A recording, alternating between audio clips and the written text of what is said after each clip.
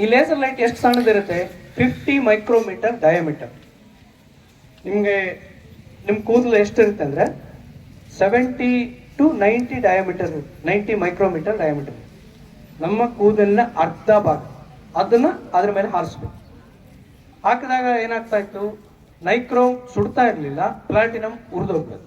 Platinum soft ಆದ ವಸ್ತು ಅಲ್ವಾ, ಏನು ಮಾಡ್ಬೇಕು ಈ ಥರ ಯೋಚನೆ ಮಾಡ್ತಾ ಇತ್ತು. ನನಗೆ ಅವಾಗ ಫ್ರೋಸನ್ ಶೋಲ್ಡರ್ ಆಗಿದೆ, ಅಂದರೆ ಕೆಲವೊಮ್ಮೆ ಭುಜ ಏನು ಮಾಡುತ್ತೆ, ಹಿಡ್ಕೊಂಡ್ಬಿಡುತ್ತೆ. ಸೊ ಡಾಕ್ಟ್ರು ಹೇಳ್ತಾರೆ, ನೀವು ತಣ್ಣೀರು ಬಿಸಿನೀರು ಆಲ್ಟರ್ನೇಟ್ಲಿ ಹಾಕ್ಬೇಕಾಗುತ್ತೆ. ಸ್ನಾನ ಮಾಡ್ತಾ ಇರ್ಬೇಕಾದ್ರೆ ನಮ್ಗೆ ಅನ್ಸೋದೇನೆಂದರೆ ಇಟ್ ಅಕರ್ಡ್ ಟು ಮಿ, ಆ 50 ಮೈಕ್ರೋಮೀಟರ್ ಇದಲ್ವಾ, ಅದು ಹೆಚ್ಚಿನ ಭಾಗ ನೈಕ್ರೋಮ್ ಮೇಲೆ ಬೀಳಬೇಕು, ಕಡಿಮೆ ಭಾಗ ಪ್ಲಾಟಿನಮ್ ಮೇಲೆ ಬೀಳಬೇಕು. Q is equal to MST. ನಾನು ಸಪ್ಲೈ ಮಾಡೋ ಹೀಟು, ನಾನು ಎಷ್ಟು ಮಾಸನ್ನು ಹೀಟ್ ಮಾಡ್ತೇನೆ ಅದರ ಸ್ಪೆಸಿಫಿಕ್ ಹೀಟ್ ಅದು ಎಷ್ಟಿದೆ, ಎಷ್ಟು ಟೆಂಪ್ರೇಚರಿಗೆ ನಾನು ಏರಿಸಬೇಕು. ಮಾಸ್ ಕಡಿಮೆ ಮಾಡಿದ್ರೆ ಟೆಂಪ್ರೇಚರ್ ಗ್ರೇಡ್ ಜಾಸ್ತಿ ಮಾಡ್ಕೋಬೇಕು ಸರ್. ಸೊ ಅವತ್ತು ಬಂದು ಎಕ್ವಿಪ್ಮೆಂಟ್ ಆನ್ ಮಾಡಿ we did it click, so we could make it. Thank you. ಆ ಫ್ರಾನ್ಸ್ ಕಂಪನಿನವರು ದೇ ಸೆಡ್, ಇಲ್ಲ ನಾವು ಕಂಪನಿ ಮುಚ್ತಾ ಇಲ್ಲ, ನಾವು ಕೊಡಕ್ಕೆ ರೆಡಿ ಇದ್ದೀವಿ. We said thanks. ನಮಗೆ ಗೊತ್ತಲ್ವ ಹೀಗೆ ಮಾಡ್ಕೊಳ್ಳೋದು ಹೇಗೆ ಅಂತ. For this our team got ISRO team excellence award. That's why it's very close to our heart. Type of challenges. ಯಾವುದೇ ಕಂಪ್ನಿಗೆ ಹೋದರೆ ಆ ಕಂಪ್ನಿನಲ್ಲಿ ನಿಮಗೆ ಒಂದು ಯೂನಿಟ್ಗೆ ಹಾಕ್ತಾರೆ, ಅಲ್ಲಿ ಏನೇನೋ ಚಾಲೆಂಜಸ್ ಇರುತ್ತೆ, ಅದನ್ನು ನೀವು ಮಾಡಬೇಕು. ಇದು ನಿಮ್ಮ ಜಾಬ್ ಆಗಿದೆ. ಈಗ ತಾನೇ ಹೇಳಿದ್ರಿ ಶೂದ್ರ ಗ್ರಹಗಳು ಅಂತ, ಅವು ಹೇಗೆ ಉಂಟಾದವು ಮತ್ತು ಅವುಗಳ ಪದದಲ್ಲಿ ಚಲಿಸುವುದು ಬಿಟ್ಟು ಬೇರೆ ಡೈರೆಕ್ಷನ್ಗೆ ಯಾಕೆ ಹೋಗ್ತಾವ ಅಂತ ಕೇಳ್ತೀನಿ ಸರ್. ಓಕೆ. ಕ್ಷುದ್ರ ಗ್ರಹಗಳು ಐ ಥಿಂಕ್ ಗುರು ಮತ್ತೆ ಶನಿ ಮಧ್ಯದಲ್ಲಿ ಸುತ್ತಾ ಇರೋದು. ಮಂಗಳ ಮತ್ತು ಗುರು, ಓಕೆ, ಅವುಗಳ ಮಧ್ಯೆ ಸುತ್ತಾ ಇರೋದು. ನಾವು ಆಗ್ಲೇ ಮಾತಾಡ್ತಿದ್ವಿ ಸೆರೆಂಡಿಪಿಟಿ.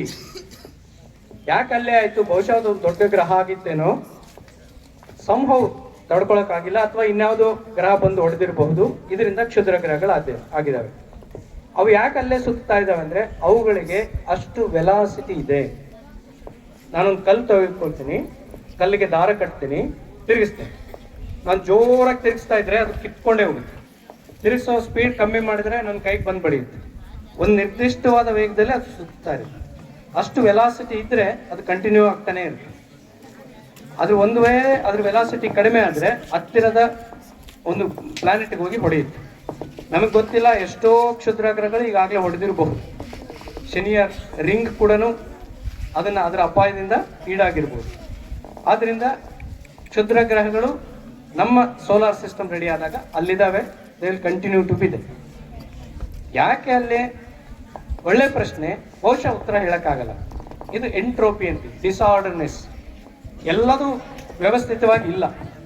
ನಾವಷ್ಟೇ ಅಲ್ಲ, ನೇಚರ್ ಕೂಡ ಇಟ್ ಈಸ್ ನಾಟ್ ಪರ್ಫೆಕ್ಟ್. ಹಂಗಾಗಿ ಇಟ್ ಈಸ್ ದೇ.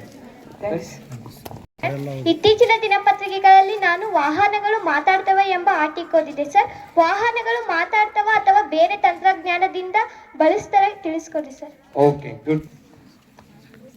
ನಾವು ಬೆಳಗ್ಗೆ ಎಷ್ಟೊಂದು ಎಕ್ಸಿಬಿಷನ್, ಲ್ಯಾಬ್ನಲ್ಲಿ ಎಕ್ಸಿಬಿಷನ್, ಅದರಲ್ಲಿ ನೋಡಿದಾಗ ನಮ್ಗೇನಂದ್ರೆ, ನೀವು ಕಾರ್ ಓಡಿಸ್ಕೊಂಡ್ ಬರ್ತಾ ಇರ್ತೀರಾ, ನಾನು ಕಾರ್ ಓಡಿಸ್ಕೊಂಡ್ ಬರ್ತೀನಿ.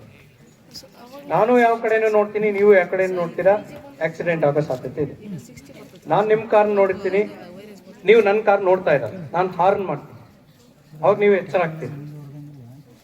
ಇದರ ಹೊರತಾಗಿ ನಾನೊಂದು ರಡಾರ್ ಸಿಸ್ಟಮ್ ಇಟ್ಕೊಳ್ತೀನಿ, ಮೈಕ್ರೋವೇವ್ಸ್. ಅದೇನು ಮಾಡುತ್ತೆ ಅಂದರೆ ಅದು ಹೊಡಿತಾನೇ ಇರುತ್ತೆ, ಮೈಕ್ರೋವೇವ್ಸ್ ಹೊರಗೆ ಬರ್ತಾನೆ ಇರ್ತವೆ. ಯಾವುದಾದ್ರೂ ಒಂದು ವಸ್ತು ಎದುರುಗಡೆ ಬಂದರೆ ಅದರಿಂದ ರಿಫ್ಲೆಕ್ಟ್ ಆಗ್ತವೆ. ಈ ರೀತಿ ಇಲ್ಲಿಂದ ಹೊರಟಿದ್ದು ಲೆಕ್ಕ ಹಾಕಿದ್ರೆ ಎಷ್ಟು ದೂರದಲ್ಲಿದೆ ಅಂತ ಗೊತ್ತಾಗುತ್ತೆ. ಪ್ರತಿ ಕ್ಷಣಕ್ಕೂ ಈ ದೂರ ಕಡಿಮೆ ಆಗ್ತಾ ಇದೆ ಅಂದ್ರೆ ನೀವು ರ್ಯಾಶ್ ಆಗಿ ನನ್ನ ಕಡೆ ಕಾರ್ ಓಡಿಸ್ಕೊಂಡ್ ಬರ್ತಾ ಇದ್ದೀರಾ, ನನಗೆ ಅರ್ಥ ಆಗುತ್ತೆ. ನಿಮ್ಮ ಕಾರ್ನಲ್ಲೂ ಆ ಥರ ಒಂದು ರಡಾರ್ ಸಿಸ್ಟಮ್ ಇಟ್ಬಿಟ್ರೆ ಆ ರಡಾರ್ಗಳು ಏನು ಕೊಲಿಷನ್ನ ಅವಾಯ್ಡ್ ಮಾಡ್ತವೆ. ರಿಯಲಿ ಅವು ಮಾತಾಡ್ತಾವ? ಇಲ್ಲ, ಡ್ರೈವರ್ನ ಎಚ್ಚರ ಮಾಡಿಸ್ತವೆ. ಹಿಂಗಾಗಿ ಈ ಟೆಕ್ನಾಲಜಿಯನ್ನು ಜನರಿಗೆ ಸುಲಭವಾಗಿ ಅರ್ಥ ಆಗಲಿ ಅಂತೇಳಿ ಕಾರುಗಳು ಮಾತನಾಡ್ತವೆ. ಅಂತ ಹೇಳೋ ರೀತಿ. So one way it is correct also, ಯಾಕಂದ್ರೆ ಆ ರೀತಿ ಅವ್ರು ಹೇಳ್ತಾ ಇದ್ದಿದ್ರೆ ಬಹುಶಃ ನೀನು ಅದನ್ನ ನೆನಪಿಟ್ಕೊಂಡು ನನಗೆ ಪ್ರಶ್ನೆನೂ ಕೇಳ್ತಾ ಇರಲಿಲ್ಲ. ಕಾರುಗಳು ನಿಜವಾಗಿ ಮಾತಾಡದೇ ಇರ್ಬೋದು, ಆದರೆ ಆ ಟೆಕ್ನಾಲಜಿ ಇದೆ. So that's what is being implemented. ಹಾ ಓಕೆ. ಪವನ್ ಅವ್ರ ಪ್ರಶ್ನೆ, ಕರೋನಾ ಯಾಕೆ ಬಂತು? COVID-19 2019 5G I think 1977 ನಲ್ಲಿನೇ 5 around that we were knowing that it will be 5G. Yeah. Okay, 5G ಇಂದ ಕೊರೋನಾ ಬಂದಿದೆಯಾ, ಬರೋ ಸಾಧ್ಯತೆ ಇದೆಯಾ ಅಂದ್ರೆ ಅವನ ಪ್ರಶ್ನೆ ಸರ್.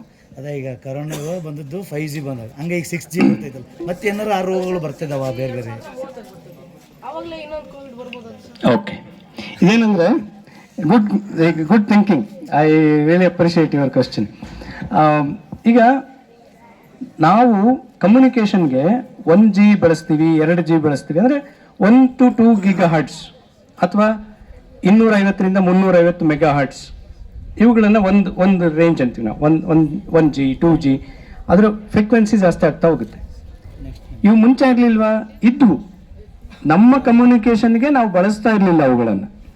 ನಾವು 5G ಇಂದ ಈ 5G ಕಿರಣಗಳು ಮೊದಲೂ ಇದ್ವು, ನಾವು ಬಳಸ್ತಾ ಇರಲಿಲ್ಲ. ಈಗ ನಮ್ಮ ಬಳಕೆಗೆ ಬೇಕು ಅಂತ ನಾವೇ ಸೃಷ್ಟಿ ಮಾಡ್ಕೊಳ್ತೀವಿ, ಅದನ್ನ ಬಳಸ್ತೀವಿ. ಅವು ನಿರ್ಜೀವವಾದ ವಸ್ತುಗಳು. ಕೋವಿಡ್ ಬಂದದ್ದು ವೈರಾಣುನಿಂದ, ಕರೆಕ್ಟ್? ವೈರಸ್ನಿಂದ. ವೈರಸ್ಗಳ ಮೇಲೆ ಇವುಗಳ ಎಫೆಕ್ಟ್ ಏನು? That we don't know. It's A coincidence. ನಮ್ಮ ದೇಶದಲ್ಲಿ 5G ಬಳಸಿದ ಟೈಮು, ಕೋವಿಡ್ ಬಂದ time they matched. Otherwise 5G ಬಳಸೋದ್ರಿಂದ ಕೋವಿಡ್ ಬಂತಂತಾಗಲಿ, ಮುಂದೆ 6G ಬಂದಾಗ ಇನ್ಯಾವುದೋ ಬರುತ್ತೆ ಅಂತಾಗಲಿ ನಾವು ತಳಕು ಹಾಕ್ಬೇಕಾಗೋದಿಲ್ಲ. ಇದು ಕಾಸ್ ಎಫೆಕ್ಟ್ ಅನ್ನ ಅರ್ಥ ಮಾಡ್ಕೋಬೇಕು. ಇದರಿಂದ ಇದು ಬರುತ್ತೆ ಅಂತ ಗೊತ್ತಾಗೋದು ವಿಜ್ಞಾನ. That's a good thinking. S.